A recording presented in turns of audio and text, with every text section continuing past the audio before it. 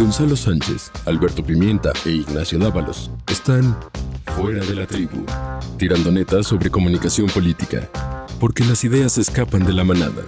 Fuera de la tribu. Bienvenidos a Fuera de la Tribu. Esta vez les saludamos desde otro espacio de esta gran ciudad de Guadalajara, desde el centro de la ciudad de Guadalajara. Hemos decidido salir para un poco darle versatilidad al programa y sobre todo también ambientarnos un poquito más nosotros, porque con vaso de chela en mano, pues todo fluye, las ideas fluyen con mucha mayor facilidad. ¿Cómo están, Nacho Dávalos? Contento, y mira, si vamos a seguir en esta dinámica, yo por mí podemos hacer un episodio diario.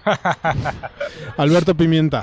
No, también yo muy contento. Estamos en uno de mis lugares favoritos para comer en Guadalajara. ¿Cómo se llama? Recomiéndanoslo. Un comedor local. Está cerquitita de la Rectoría General de Guadalajara, a unas pocas cuadras. De verdad si vienen a Guadalajara o son de aquí de Guadalajara, deben de venir a visitarlo. Es de esos lugares exquisitos que no se deben perder. Cuando vengan a Guadalajara, mándenle un mensajito vía Twitter a Alberto Pimienta y les recomendará algún buen lugar para que su estancia sea mucho más placentera. Si les parece bien, comenzamos. Hay varios temas que discutir esta semana. Particularmente llama la atención toda la controversia, la polémica que ha generado esta lista que entregó el gobierno federal, según dicen vía INAI, el Instituto Nacional de Transparencia y Acceso a la Información, que lo entrega al periódico Reforma, y se ventilan los nombres de muchos periodistas, muchos columnistas que de manera directa o a través de empresas, a través de sus espacios informativos en web, recibieron publicidad en grandes cantidades. Estamos hablando de varios millones de pesos de parte de la administración anterior, del gobierno de Enrique Peña Nieto. Coinciden que todos y cada uno de estos periodistas, columnistas, son críticos a la administración de López Obrador. Así lo han sido desde antes que López Obrador llegara a la presidencia. Y vaya, esto ha dado mucho de qué hablar. Hemos visto muchas posturas a la defensiva de parte de quienes salieron en esa lista, y hay quienes dicen que es de manera injusta porque realmente nunca han recibido un peso del gobierno, de ningún gobierno. Hay otros que asumen el caso de López Dóriga, que dice efectivamente yo recibí estas cantidades de dinero porque tengo un portal que se dedica, entre otras cosas, a vender publicidad. Entonces creo que aquí hay un conflicto ante todo ético y moral de lo que debe ser el periodismo, de hasta dónde se vale o no que el periodismo venda publicidad cuando está de por medio su credibilidad, si esto compromete o no su credibilidad como periodistas. Y el otro debate es si el gobierno federal realmente está interesado en abrir una agenda de ataque frontal, en especial a estos periodistas que han sido críticos, con el fin de acallar las voces. Yo no estoy tan seguro de que el debate sea un debate respecto a los valores del periodismo, sino a la integración de una lista que en realidad está integrada por las patas. Hay una lista, se hablaba al principio, y creo que el error aquí principal es de Jesús Ramírez, y él no ha salido a asumir estos errores como debería. Porque Jesús Ramírez en una conferencia que tuvo, habló acerca de una lista de 15 periodistas que absorbían el 50%, creo, de todo el presupuesto federal, que estamos hablando de que si existieran esos 15 periodistas, cada uno se habría llevado al menos 1,000 millones de pesos durante el sexenio pasado, si hubiera sido cierto todo esto. Entonces el periódico Reforma, ni tardo ni perezoso, hizo una solicitud de transparencia para pedir la lista de estos 15 personas afortunadas de recibir tanto presupuesto, y lo que sucedió después fue una serie de tropezones. En todas las ruedas de prensa, medios aliados a Jesús Ramírez solicitaron en diversas ocasiones cuál era la lista, conocer el nombre de la lista, y el presidente lo que decía era, no, espérenme, no lo voy a decir, si me lo pide el transparencia, entonces lo diré. Llegó el momento, se pidió la lista, y lo que presentaron fue una lista de 36, no 15, 36 personas, 36 periodistas que pueden integrar o no parte de consejos del consejo empresarial de razones sociales que recibieron dinero en la administración pasada. Y entonces eso generó toda una distorsión, sobre todo porque en esta lista había medios tan dispares como, sí, López Dóriga, pero también como Animal Político. Y entonces ahí es cuando las dudas empiezan a suceder. En realidad la lista se hizo de acuerdo a qué criterios y cómo se da esto y por qué, por ejemplo, no aparecían medios como La Jornada, que también está encabezada por periodistas, recibió una cantidad de dinero impresionante por el presidente, por la administración del presidente Enrique Peña Nieto, y pues no digamos que fue un ejemplo de periodismo en el sexenio pasado. No fue ni la mitad de lo que era La Jornada en sus mejores tiempos, ¿no? Nacho.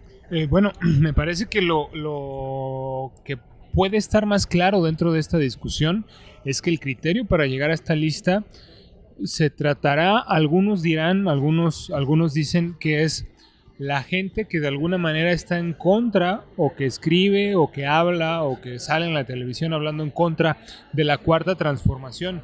Nos diría Ricardo Rocha que claro que no, vamos, hasta su nieto se llama como el presidente porque él lo admiraba o lo admira todavía mucho. Entonces este criterio quizá más bien tiene que ver con las filias y fobias de quienes la hacen, es decir, el equipo de comunicación del gobierno de la República. Me parece que lo que tiene de virtud esta discusión que estamos teniendo en estos días tiene que ver con cómo los gobiernos invierten en la publicidad oficial y cuáles son los criterios que emplean para aparecer en ciertos sitios y en ciertos medios de comunicación. Esta es la discusión que tendríamos que estar teniendo, me parece, porque es lo ideal que discutamos cómo esta gran cantidad de recursos públicos se invierten en los medios de comunicación y bajo qué criterios. Lo triste es que no es así. Ni la Cuarta Transformación se está planteando un nuevo modelo desde el cual, a partir de el impacto que tienen estos medios de comunicación, el alcance, el rating. No se está discutiendo esto. Incluso cuando ya en días pasados el presidente habló sobre el tema, recordemos que decía que se iba a invertir en aquellos medios que fueran honestos, como estos valores que yo no sé cómo se pueden medir y que a lo único que nos llevan es que en este nuevo gobierno se invertirán estas cantidades, quizá menos que en el gobierno pasado, pero bajo sus propios criterios. Y lo que tendríamos que estar empujando es, sí, reprobar cuáles son los criterios con los cuales se invirtió en el sexenio pasado, pero sobre todo, poner las nuevas reglas y que sean unas reglas que, de acuerdo a la lógica de mercado, tenga algún sentido. Y no es eso lo que estamos discutiendo ni en el área de gobierno ni los medios de comunicación. Lo que vemos es a columnistas y a periodistas defendiéndose con las uñas. Así hemos visto columnas, por ejemplo, de Salvador García Soto, cuya empresa se llamaba La Chuleta. Joaquín López Dóriga también en su columna argumentando de alguna forma el haber recibido estos recursos, pero nada. Medio patético, ¿no? Bueno, ahorita lo comento. De un lado, un equipo defendiendo y tratando de justificarse, y del otro, pues tratando de ponerlos en el candelero. No estamos discutiendo lo importante que es cómo el gobierno invierte estos cuantiosos recursos en publicidad oficial. Yo creo que no es ético que un periodista reciba a cuenta de su portal web, como el caso de López Dóriga particularmente, estas cantidades exorbitantes de dinero y que después salga a decir que se amarra al mástil del barco cuando está hundiendo por la tempestad. Es decir, me parece que también hay una suerte de desvergüenza en el hecho de no asumir que como periodista que se es crítico del poder y cuya función es hacerle un contrapeso al poder, no puedes poner una mano en la cintura y dejar que tu portal web facture estas cantidades que muchos medios, la gran mayoría de medios, ya no digamos del interior de la República, sino incluso de la Ciudad de México, que tienen mucha mayor audiencia, que tienen mayor penetración, que tienen una sensibilidad de tipo social mucho más clara, no reciben. Por otro lado, creo también, y en esto estoy con Pimienta, hay un error evidentemente del vocero de Jesús Ramírez en emitir esta lista sin un criterio claro, porque lo mismo mezcla a Daniel Moreno de Animal Político que mezcla a López Dóriga o a Ricardo Rocha, y la verdad es que nada tiene que ver una cosa con la otra. Animal Político, a mí me tocó vivir en carne propia una relación comercial con ellos y me parece que es de los medios más éticos que hay para este tipo de cuestiones. ¿Reciben dinero por publicidad? Sí, como cualquier medio. Esa parte me parece parece legítima, pero la reciben con criterios de transparencia en donde tienen un tope, es decir, no reciben más de ciertas cantidades y en donde queda perfectamente claro que todo el contenido que tú quieras como gobierno colocar en su portal, en este caso, con fines de difundir tus programas públicos, tus programas de gobierno, tienen una leyenda que dice publicidad. Es decir, en donde el lector claramente puede identificar que es algo que está pagado. No así el caso de otros medios de comunicación, de la gran mayoría. Yo creo que sí hay un debate ético aquí, pero este debate ético pasa a segundo término precisamente porque se hizo muy mal esta lista y se hizo con un criterio pues que viene desde la víscera, desde el estómago y yo diría desde la candidez de un vocero que a 6 meses de estar en el cargo no se halla en su espacio. Y a ver, para hacer como esta liga mencionabas un medio en particular, Animal Político, y que aparece en esta lista. Y algo que no se entiende es que no aparezca otro medio que ya estaba prácticamente desahuciado desde el punto de vista económico hasta el sexenio pasado, con una línea editorial clarísima como La Jornada, siempre muy crítico a los gobiernos priistas en su momento, luego panistas y luego... muy proizquierda, digamos. Muy clara, digamos, su línea editorial y cuáles eran las líneas políticas que tenía. Y de repente, cuando le entra una cantidad de dinero que nunca le había entrado por parte del gobierno, como le cayó a La Jornada por parte de Enrique Peña Nieto, bajo cualquier análisis de contenido, ni siquiera hablemos de columnas o de la tendencia que se le da a una nota informativa, un análisis de portadas en un mes y contamos cuáles son positivas para el gobierno federal y cuáles son negativas, podemos notar que en efecto hay una línea editorial que de pronto se convirtió en súper favorecedora para el gobierno. Entonces hay dos variables que encontramos ahí. Ese medio recibió cantidades como nunca de dinero y curiosamente su línea editorial cambió. Bueno, pues este medio no aparece dentro de esta lista. Es una cosa increíble, mientras que no, en el otro caso, en el ejemplo que nos pone Gonzalo con Animal Político, lo que encontramos es lo contrario. Sí, un medio que recibió dinero, pero ojo, no en cantidades exorbitantes. Y segundo, la línea editorial que ha tenido desde su nacimiento no ha cambiado. Ha sido crítica con quien esté en el gobierno, llámese gobiernos locales o llámese el gobierno federal. ¿Sabes qué sería preocupante?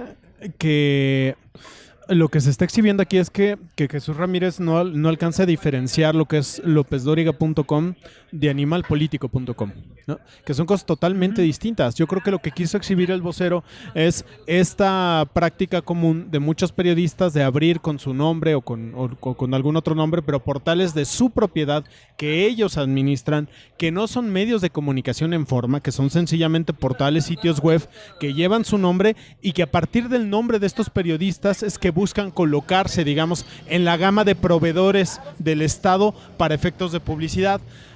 Y esto lo quiso equiparar o más bien Animal Político lo quiso equiparar a esto, y son casos completamente distintos. Lo preocupante es que Jesús Ramírez no entiende esta parte, y que Jesús Ramírez esté tasando por igual Animal Político pensando que es el portal de Daniel Moreno, cuando es un medio de comunicación en forma, es un medio de comunicación serio. A mí lo que me sorprende un poco es que estemos teniendo esta discusión y que se trate de decir por algunas partes que esta información no estaba disponible. Esta es información que por ley está en todos los portales de transparencia. Hay que buscarla, pero está, claro. Y se han hecho N cantidad de estudios. Fundar ha sido de los medios, de las asociaciones civiles más importantes que han analizado cómo es el gasto en publicidad oficial. Tiene estudios muy interesantes sobre el gasto de publicidad oficial, y que de pronto estemos descubriendo el hilo negro, pero estemos descubriéndolo para una operación política dentro del gobierno. Y que bien lo dices tú, Gonzalo, que se equiparen a medios como Animal Político con otras personalidades. No, yo no lo llamaría medios, ni sé por qué le pusieron el epíteto de periodista, como callo de hacha, y que veamos esta clase de cosas de asimetrías de... A ver, Animal Político, 7 millones de pesos, poco más de 7 millones de pesos. Callo de hacha, 47 millones de pesos. A ver, los 7 millones de Animal Político a lo largo de 6 años me parecen más que justificados después de una investigación como fue desenmascarar a Javier Duarte y la estafa maestra. Me parece que eso está plenamente justificado versus 47 millones de callo de hacha que yo no sé cómo se puede justificar de ninguna manera. Claro, el punto es que, y un poco lo tocaba Nacho al principio de la discusión, el punto es que no hubo reglas claras en el sexenio anterior para la adjudicación de publicidad y seguimos sin tener reglas claras para la adjudicación de publicidad. Es decir, fue callo de hacha para Peña Nieto, pero puede ser cualquier otro blogger para López Obrador. Puede ser cualquier otro periodista bajo los criterios de Jesús Ramírez que si no está teniendo estas distinciones, pues puede incurrir en el mismo error. Y el problema es la discrecionalidad con que se manejan esos recursos. Se le pone el título de periodista a quienes no necesariamente deben de tenerlo. Se le pone el título de medios de comunicación a portales que son sencillamente portales de una persona en específico, que muchos de ellos ni siquiera se actualizan, ni siquiera se mueven, pero que sirven para cobrar un sobresueldo, porque esa es la verdad. Y yo creo que esa práctica sí tendría que desterrarse de la relación entre los medios y el Estado mexicano. Creo que esa es una práctica perversa. Qué bueno que se devela.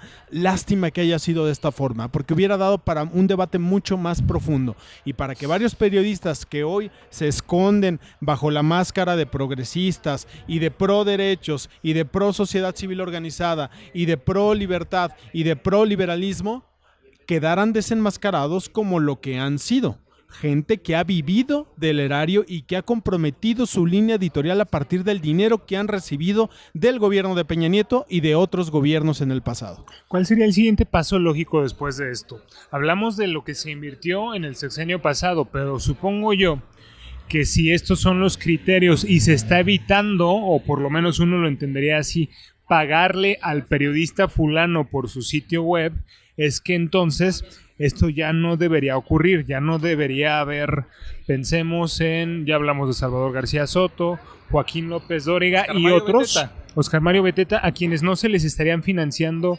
estos modelos. Ya hablamos de cómo los medios de comunicación en su momento, preparándose frente a esta crisis donde iban a tener menos recursos, empezaron con los recortes de personal. Ahora estamos hablando de otro nivel, digamos, del periodismo, en donde también estaría llegando menos recurso. ¿Cuál es el nivel de medios de comunicación y por lo tanto de discusión de los temas que tendremos en la opinión pública? ¿Esta sacudida que estamos teniendo en estos momentos es positiva o negativa? Yo creo que es positiva. Con todo y que fue mal ejecutada.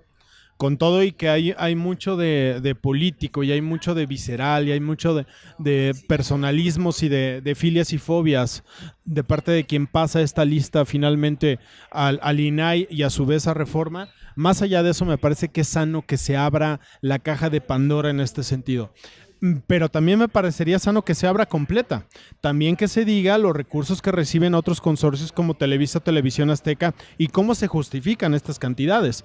Porque si estamos hablando de un presupuesto de más o menos ¿cuánto, Pimienta? Se habla de 30,000, 35,000 millones de pesos en 6 años. Hay quien se lo lleva, creo que el propio Jesús Ramírez se lo llevaba casi a 60. Lo que haya sido. Yo les apuesto a que la mitad de ese presupuesto se lo llevaban, la mitad más uno de ese presupuesto se lo llevaban las televisoras. Y creo que lo importante sería saber bajo qué criterios. No está mal que se invierta en este tipo de cuestiones. Lo importante es saber cuáles son los criterios y sobre todo cuáles son las letras chiquitas o las letras no escritas detrás de este tipo de acuerdos. Porque, ojo, Televisa, Televisión Azteca y Grupo Imagen en este momento siguen recibiendo dinero público y habría que ver cuánto y en razón de qué. ¿Y cuáles deberían ser esos criterios, Alberto Pimienta? Porque hablaba Gonzalo de cómo el 60 más 1 de ese porcentaje se lo podría llevar una empresa como Televisa, TV Azteca, las grandotas. Pero desde una lógica de mercado, con la penetración que tienen estos medios de comunicación, no hablo tanto de TV Azteca, pero sí, por ejemplo, de Televisa, con muchos contenidos que son los más consumidos en los hogares de México, desde una lógica de mercado, pese a la poca afinidad que podamos tener nosotros con la empresa y con los contenidos que tiene esta empresa, no estaría justificado de alguna manera que al final los recursos se vayan a esos medios donde hay más penetración, más rating, más impacto dentro de la población. Yo creo que el tema está precisamente, y la falacia está en que no es la lógica de mercado lo que debe de imperar en esta clase de temas. O sea, en realidad el espectro radiofónico es un bien de la nación y como tal se otorgan concesiones a los medios de comunicación para que hagan uso de ellos, para que puedan hacer un uso comercial, pero también un uso social. Entonces, el Estado tiene derecho a tiempos oficiales y también tiene derecho a comprar publicidad en donde no están sus tiempos oficiales. Desde mi punto de vista, es una perversión que cualquier gobierno pague por decir lo que tiene que decirle a la sociedad. Yo creo que este es un modelo muy caduco que se utilizó para tener un control acerca de la prensa y que se debe de superar, y que lo que hace falta es creatividad. En este nuevo modelo que presentó Jesús Ramírez para tratar de reducir al 50% el gasto en comunicación social, lo que hizo falta fue eso, creatividad, dejarnos de esta clase de cosas. Y por qué no pensar en un modelo donde el Estado no subvenciona medios, sino que genera una bolsa desde donde cualquier periodista puede competir para hacer periodismo de investigación. A ver, ¿por qué le pagamos a Televisa por hacer programas de comedia, por hacer programas de revista? ¿Por qué subvencionamos esa clase de cosas? En realidad, los tiempos digamos, carácter informativo de las televisoras son mínimos en comparación a toda su programación. Y aparte nos cobran los spots para decir lo que el gobierno tiene que decir, que termina siendo solamente propaganda. Me parece que no, que estamos perdidos. Debería de cambiar un modelo donde el espacio que necesita el gobierno para hablar de sus temas es un espacio garantizado por tiempos oficiales,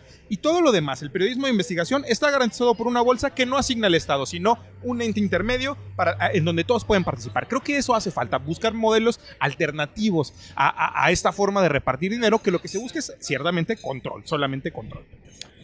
Yo creo que tendría que analizarse en dos vertientes. Yo coincido con Pimienta.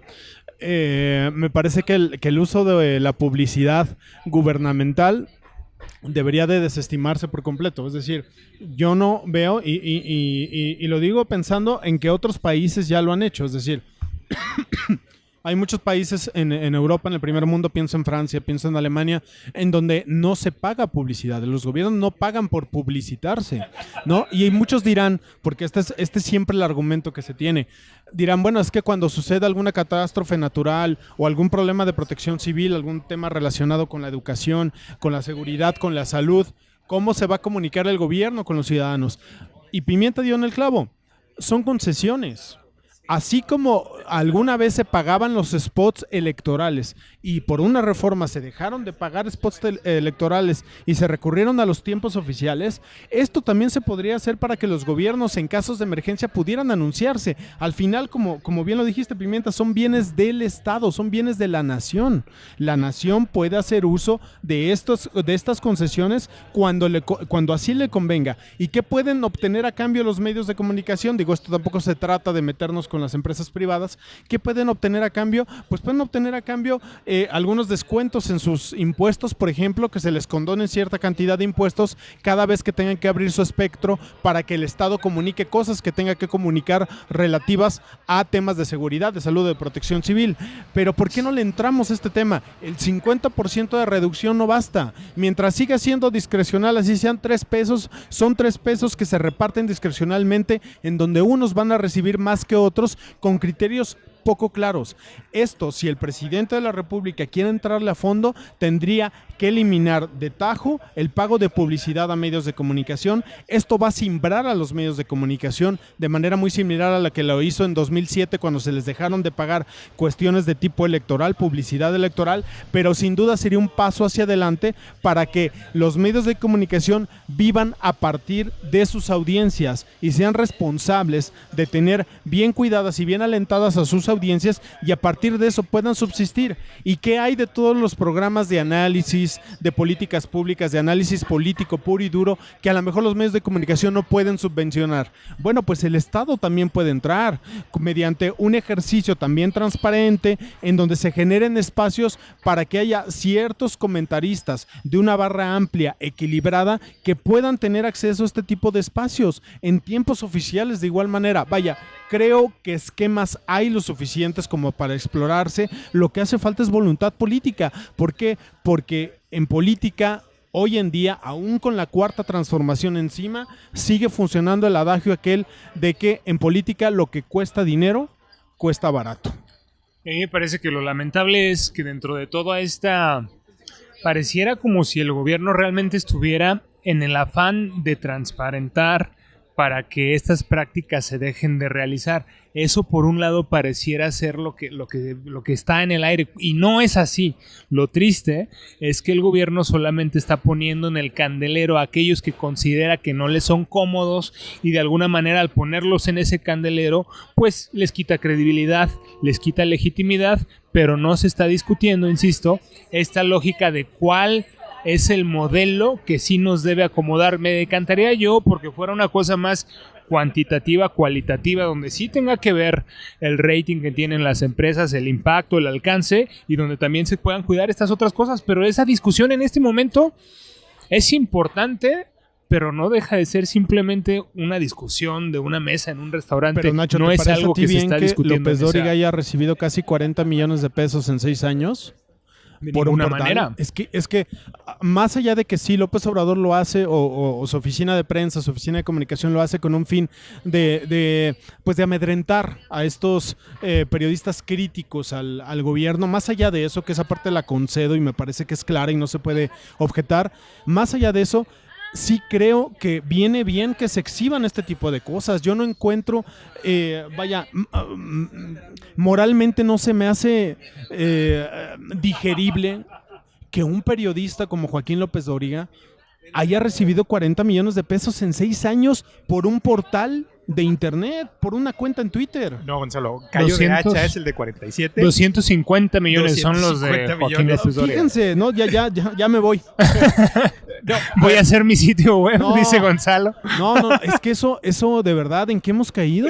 Yo ahí estoy en un poco de desacuerdo contigo porque me parece que al final lo que está pasando con la Cuarta Transformación y con esta lista en particular es una especie de quema de brujas en donde la quema de brujas termina pasando como sucedió en las brujas de Salem. O sea, pagaron justos por pecadores y al final es que no había brujas o sí había, pero era una y la quemaron al segundo día. A ver, no se puede hacer eso con los medios. No puedes ponerle un valor monetario a los medios. 7 millones es mucho o poco para Animal Político con su investigación de la estafa maestra. ¿Le dio mucho dinero al gobierno de Peña No, a mí Nieto me para parece que poco. le pegara? No. O sea, no, me no, parece no. que no hay una forma de medirlo en términos monetarios. Sí es evidente que darle 251 millones de pesos a una persona como Joaquín López A un Dóriga, individuo. a su empresa, digamos, porque pues él también puede decir, yo tengo a 8,000 empleados, que me hacen mis notas y me las suben, y es un maestro del clickbait, él sí pone titulares así espectaculares para que les dé los clics y seguramente tiene las estadísticas. Como que Manuel Velasco llegaba a la Secretaría de Medio Ambiente. Por ejemplo, o que no llegó, o que a lo mejor todavía no estaba confirmado que había llegado, ¿no? Pasó por todos los estados López Dóriga en su portal y en su Twitter. Pero el problema es que si nuestro problema es López Dóriga, es Oscar Mario Beteta, esa de la Micha, son todas estas grandes, Cayo de Hacha, son estas grandes personalidades a las que el gobierno de Peña Nieto les dio un montón de dinero y no lo justificaban.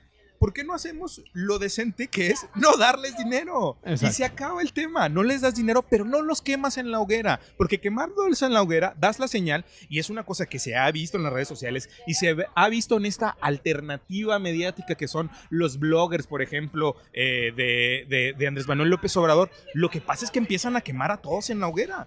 Y entonces, si Víctor Trujillo dice una cosa que ya no les parece, deja de ser su amigo para convertirse en el peor enemigo de la Cuarta Transformación y quemar en todas las redes sociales. Si va a Camacho a decirle, oiga señor, ¿por qué me mete en la lista si yo ni siquiera participo en el consejo de estas empresas? ¿Cuál es la razón? Pues lo terminan quemando también en la hoguera. A ver, los errores de Jesús Ramírez los pagan los que van a la rueda de prensa a tener cualquier punto de vista en contrario a Andrés Manuel. Eso no es un clima que se va a permitir y me parece que hacia allá se está llevando esta quema de brujas. A mí me parece que sí es positivo que se desnude. Y al final, en esa. Todos se quitan la ropa y algunos quedan completamente exhibidos y otros que no se lo merecían se van en el viaje. ¿Tendría algún sentido si el siguiente paso es que le diéramos un orden y un sentido a ese caos de desfile de dinero que se va a un pozo? Cuando no tiene sentido es cuando el segundo paso no existe, simplemente se mete a la gente a la hoguera, pero ¿cómo se va a invertir el dinero? Con el mismo criterio que tenga quien esté en ese momento en comunicación, bajo, como decía Andrés Manuel López Obrador, quienes sean éticos, donde la ética y la moral de Andrés Manuel López Obrador pues es la que él entienda. Entonces no le estamos dando ningún sentido ni una razón de ser a esa exhibición pública que, si bien comentas, es exagerada o es, digamos, no está bien cuidada, es bruta, un poco un brusco, como casi todo lo que se hace en la 4T, como los recortes en salud, como el tema de que se iba a dar en las estancias infantiles y tantos otros. Pero insisto, el segundo paso es el que podría darnos la luz de que eso sirvió para algo, y lo que estamos viendo en esta discusión, en ese segundo paso, es que no va a servir de nada. Pero yo comparto esta visión. A mí me parece que hacerlo así como se hizo, primero amagando con, tengo una lista pero no la voy a dar a conocer, pero si me la piden, pues entonces la tendría que dar a conocer. Vaya, ya desde ahí es una suerte de marrullería que creo que no le abona al debate. Luego la manera en que se da a conocer, ¿por qué no hacerlo frontalmente? ¿Por qué no el vocero, en su calidad de vocero, por qué no poner los puntos sobre las íes y decir: este periodista y este periodista, a través de portales a su nombre, recibieron tanta cantidad de dinero y punto? Y entonces, a lo mejor, develar esto que se está develando, pero de manera frontal, en donde no se acuse esta cuestión de esconderse, de andarse tras las ramas, y de paso llevarte a otros medios de comunicación y a otros periodistas que, siendo críticos al régimen, y yo puedo compartir algunas, muchas o ninguna de sus posturas, comparto algunas, tienen medios serios. Es que hay periodistas que hacen un periodismo serio y que no incurren en este tipo de prácticas que sí incurren otros y que se han beneficiado al extremo. Y creo que volvemos al punto. Bien por la práctica, más bien por lo que se da a conocer, por el debate que abre, mal por la forma. Y al estar mal la forma, pues el que queda mal parado es otra vez el presidente de la República, es otra vez su área de prensa, y lo que connotan, creo que lo que queda en el ambiente no es que López Dóriga o Adela Micha abusaron. Lo que queda en el ambiente es que el presidente atenta en contra de sus críticos. Y esto pues es una derrota para el discurso presidencial. Definitivamente. Y bueno, ya le dedicamos mucho tiempo a esto, y creo que la última rueda de prensa que pasó por redes sociales fue este reclamo a Andrés Manuel de Rocha, y después se vino el silencio. Y hoy en la mañana yo me levanté listo y dispuesto a ver la mañanera. ¿Y pensabas que era domingo? Y no sucedió. Pasó las 7, las 8, las 9 y yo me quedé sin rueda de prensa mañanera, Gonzalo. El INE le dijo al presidente: estate quieto, hay elecciones, ya no puedes hablar. ¿Qué pasa? Qué patético, de verdad, qué patético es nuestro sistema electoral. O sea, le dicen esto al presidente porque la elección va a ser el próximo domingo. ¿Y todos los días anteriores qué? Durante toda la campaña. No, ¿y durante toda la campaña qué? O sea, el INE, ¿en dónde estuvo en todos estos días en donde el presidente, a veces queriendo, a veces forzándolo, emitía, mensajes que pudieran entenderse también en una lógica electoral? ¿Por qué? Porque es una rueda de prensa que está todos los días ahí, y ese es el riesgo que se corre cuando tú tienes un ejercicio de comunicación cotidianamente. Pero que el INE reaccione días antes de la elección, cuando ya el daño está hecho prácticamente, a mí me parece de verdad que hay instituciones en México que, siendo respetadas como lo son, como es el caso del INE, antes IFE, por su conformación ciudadana y por todo lo que significó en términos de la transición democrática del país, siguen quedándose cortos a la hora de reaccionar y les sigue ganando el tiempo. Creo que México va un paso adelante y este tipo de instituciones no logran ponerse al corriente. Yo tendría que checar los últimos estudios. No sé si el INE siga siendo esa institución respetada de los 90s. Creo que ha sido superado desde hace ya mucho tiempo y actúa simplemente para que después no se pueda argumentar que no intervino al respecto, sabiendo que esta intervención no va a tener ningún sentido ni consecuencia dentro de esas elecciones donde se supone se tiene que evitar que las opiniones que emita el presidente dentro de estas ruedas de prensa puedan influenciar o no en la decisión final que tengan los ciudadanos de los puntos de los estados donde habrá elecciones el próximo domingo. Pero si no se hubiera prohibido la emisión de estas ruedas de prensa, si se hubieran continuado o si se hubieran prohibido desde que arrancó la campaña, cualquiera de las tres opciones posibles, ¿habría tenido un impacto dentro de las elecciones o aquello ya era una inercia que estaba dada? No, a ver, así me parece realmente una broma. A ver, yo lamento todos los días en la mañana no haber sido abogado porque de pronto no entiendo ciertos criterios legales y siento que mi mundo está reducido a la opinión de politólogo, pero no puedo entender esta dimensión de cómo una cosa cuando se difunde es mala, pero cuando se accede a ella no es tan mala, pero si vas voluntariamente pues puede ser, pero si no, no. Lo que sí creo es que en estos momentos, a ver, si uno de nuestros derechos es estar informados, ¿por qué Alberto Pimienta, que vive en el estado de Jalisco, está privado de la conferencia de prensa mañanera, que era la única cosa que lo mantenía atado a la cuarta transformación? Es patético. O sea, no puedo entenderlo. ¿Por qué yo, voluntariamente, que vivo en un estado que no tiene nada que ver con la elección, puedo ejercer mi derecho a recibir la información de una forma inmediata, expedita, a través de... Es más, está bien, que no lo publiciten en redes, pero que me digan, está esta página donde lo puedes ver y yo me puedo meter voluntariamente a ver, inclusive los que viven en Puebla. ¿Por qué no pueden hacer eso? ¿Por qué el gobierno federal no puede ejercer su derecho a informar?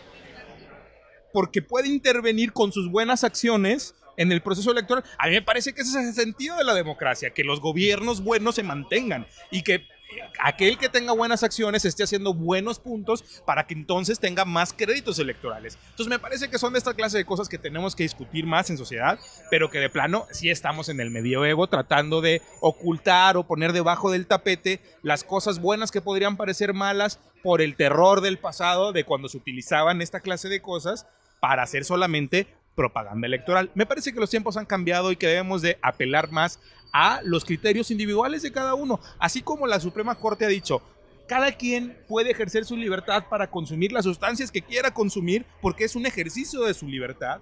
Pues es lo mismo en la libertad informativa, cada quien puede escoger la información que quiera acceder, sea o no veda electoral en un estado vecino o en el propio estado. Claro, lo que no se valdría es que pagaran por eso, ¿no? Que digamos que pusieran una pauta en Twitter o una pauta en Facebook para propagar la mañanera, que no es el caso. A mí me parece de verdad que raya en lo absurdo este tema del INE.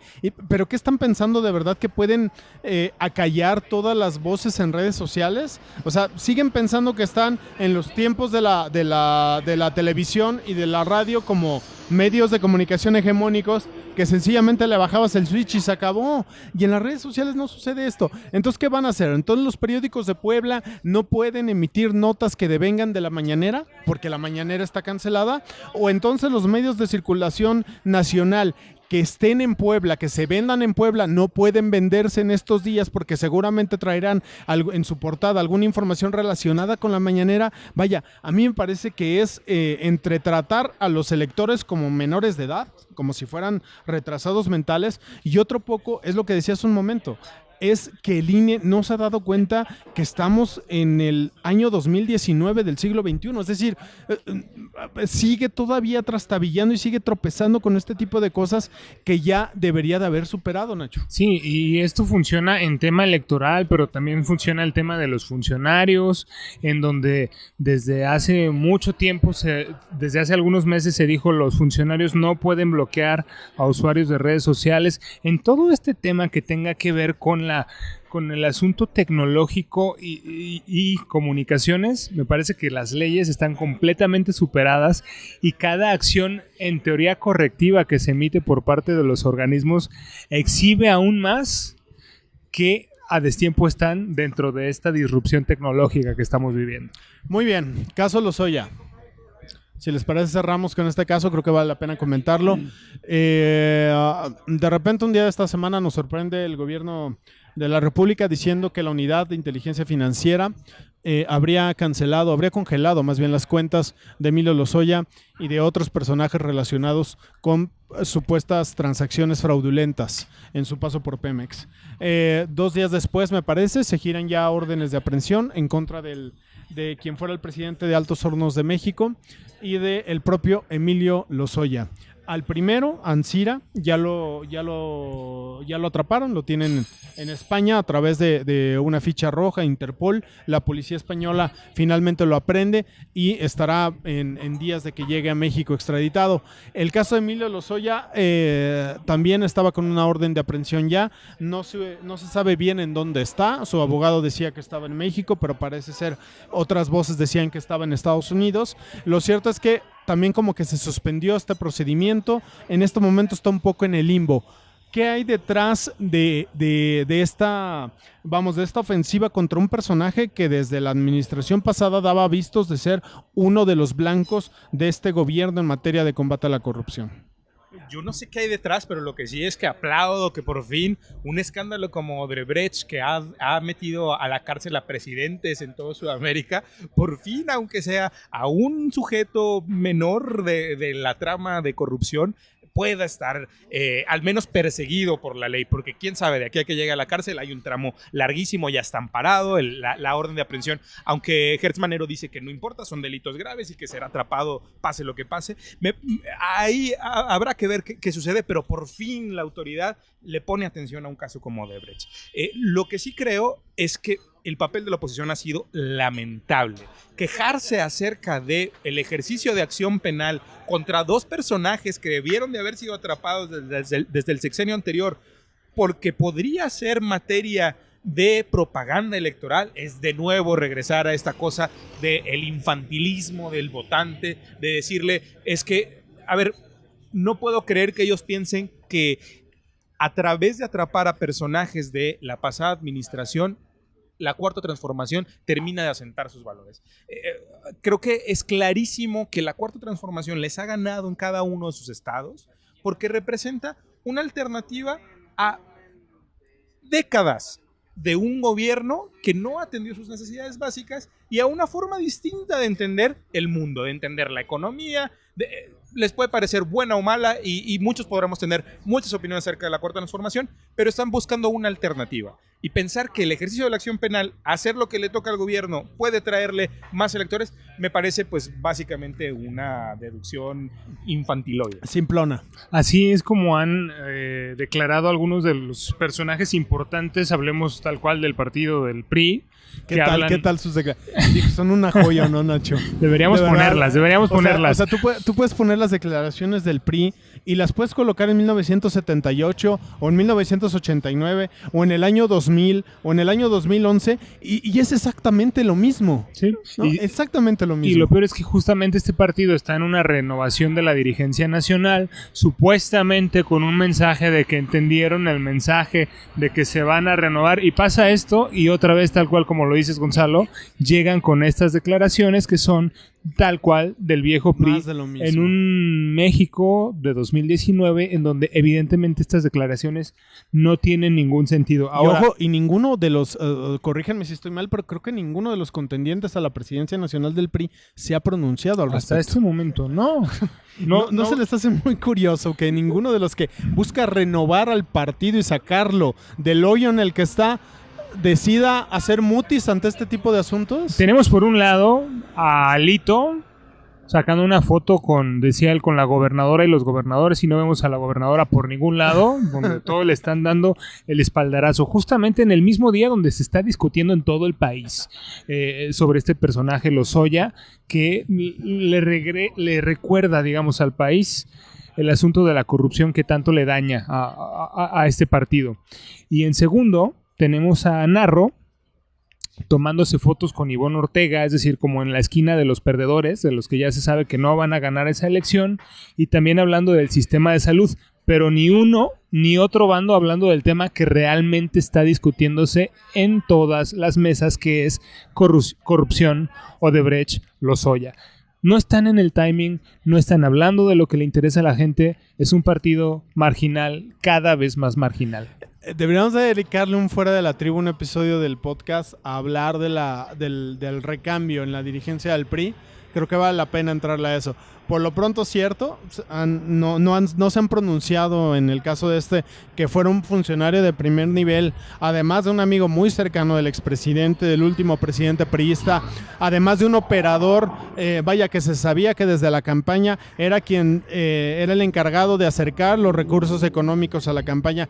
No es un personaje menor Emilio Lozoya en términos simbólicos y en términos del peso que tuvo como director de Pemex, y el PRI ha decidido, al menos sus contendientes a la presidencia han decidido hacer mutis. ¿Ustedes creen entonces que haya algo electoral detrás de esto? Ya decían que no va por ahí. A mí me queda la sensación de que son los tiempos de la fiscalía. Creo que, no me chupo el dedo, pero creo que la fiscalía está haciendo un esfuerzo por mostrarse, al menos mostrarse autónoma frente a lo que fuera la PGR el sexenio pasado. Yo no creo que a nadie le quede duda de que Morena en los estados donde habrá elecciones necesita un golpe de timón de estos para generar otros resultados electorales. Me parece que eso está muy cantado. Lo que sí es cierto es el presidente, y todas las encuestas lo señalan con una baja de las últimas mediciones de casi 10 puntos. Y una de las cosas que se le había criticado es la amnistía, el no dar justicia, el borrón y cuenta nueva, y lo que es cierto es que de alguna manera esta acción estaría atacando ese segmento de las críticas que se había dado en algún sector. Entonces, no tanto por las elecciones, pero sí un poco por cuidar o por recuperar esos puntos que se hayan perdido de alguna manera. Y volvemos a tu argumento pasado de cuando hablábamos acerca de la repartición de los recursos públicos para los medios. Me parece que si se queda en el efecto es malo. Ahí sí, si se queda en el efecto solamente en la ejecución de la orden de aprehensión y que después termine la fiscalía por terminar de desechar el caso porque pues ya al final no tuvo todas las pruebas suficientes o lo que sea, me parece que ahí sería ver más de lo mismo. Pero si la fiscalía en realidad logra desenmarañar toda esta trama de corrupción que es Odebrecht, estaríamos ante, ahora sí, una verdadera transformación, porque el ejercicio de la justicia en México siempre ha sido discrecional y es necesario que empiece a haber responsables. Y creo que este podría ser el inicio para esa responsabilidad. Muy bien, ¿les parece bien un comentario brevísimo de lo sucedido con los militares en la Huacana, en Michoacán? Pues, híjole, ahí me parece que no hay mucho donde hacerse. Michoacán es de esos estados recios de la República donde decidieron organizarse ellos para poder combatir al crimen organizado, y después esas propias organizaciones para combatir se volvieron en crimen organizado y han perpetuado la violencia. Me parece que es de esos estados donde la violencia es sistémica, donde se necesita una transformación que va más allá de una Guardia Nacional, que se necesita una transformación que realmente toque el tejido social y que lo renueve. Y lo que vimos, pues eso, es un escenario donde los militares actuaron como tendrían que haber actuado, porque si no hubiera habido un derramamiento de sangre que era innecesario. Es lastimoso ver al ejército así doblado, y eso nos pinta también un escenario de cómo la Guardia Nacional podría operar ante mismas situaciones. Ellos dicen que ya están siendo capacitados. A mí me parece que la respuesta militar, y siempre lo he sostenido, no es una respuesta. Hay que hacer una respuesta de mucho más largo plazo. Hay que reforzar las policías municipales.